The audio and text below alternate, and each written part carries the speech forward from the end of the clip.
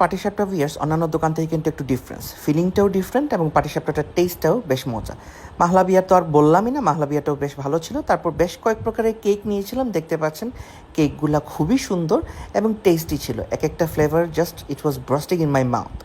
কাপকেকটাও মজা ছিল এবং পেস্ট্রিগুলো ভিয়ার্স বেশ ডিফারেন্ট ছিল। সো আসসালামু আলাইকুম ভিউয়ার্স, আজকে আমরা চলে আসলাম জমিদের সুইটস অ্যান্ড বেকসে। এটা খুবই নতুন একটা ইনোভেশন সিলেটে, শিবগঞ্জ পয়েন্টের লাজিজ রেস্টুরেন্টের ঠিক অপোজিটে। এটা পুরোটাই কিন্তু ভিউয়ার্স সিলেটি কিছু তরুণ উদ্যোক্তাদের এবং সিলেটি একটা ব্র্যান্ড তারা ক্রিয়েট করেছেন। তারা নিজস্ব ফার্মের দুধ দিয়ে ভিউয়ার্স কিন্তু সব রকমের মিষ্টি, দই যেগুলো আইটেমস রয়েছে সবগুলো তারা নিজস্ব ফার্মের দুধ দিয়েই ক্রিয়েট করে থাকেন।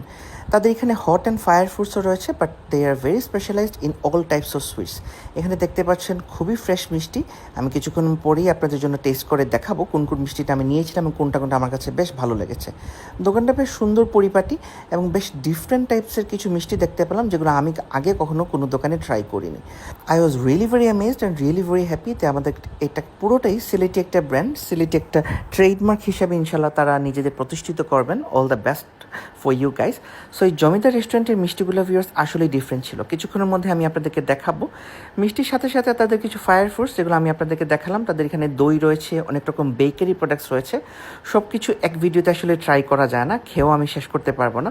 সো আমি কয়েকটা প্রোডাক্ট আমি আপনাদের জন্য দেখাবো কি কি আমার কাছে ভালো লেগেছে এবং আমি নেক্সট টাইম ইনশাল্লাহ আরও কিছু ট্রাই করব। প্রথমেই তাদের এই ক্ষীর সন্দেশটা, এটা আই গেস ক্ষীর দিয়ে বানানো, একটা মাওয়া দিয়ে বানানো একটা মিষ্টি। এটা সো ড্যাম টেস্টি। তারপর দেখতে পাচ্ছেন ভিউয়ার্স মাওয়া লাড্ডু তারা বলে থাকেন। সবগুলো মিষ্টির নাম কিন্তু আমার মনে নেই, আমি যেটা যেটা ডিসপ্লেতে ভালো লেগেছে সেগুলোই নিয়েছি। রসমালাইটা ভিউয়ার্স এত টেস্টি ছিল। Last but not the least ছিল ভিউয়ার্স মাওয়া চপ। এই মাওয়া চপটা ভিউয়ার্স খুবই মজা ছিল। তারপর আরও কয়েক রকমের মিষ্টি ছিল। অ্যাকচুয়ালি মিষ্টিগুলো আমার কাছে খুবই ভালো লেগেছে। ফায়ার ফুড সস ওকে।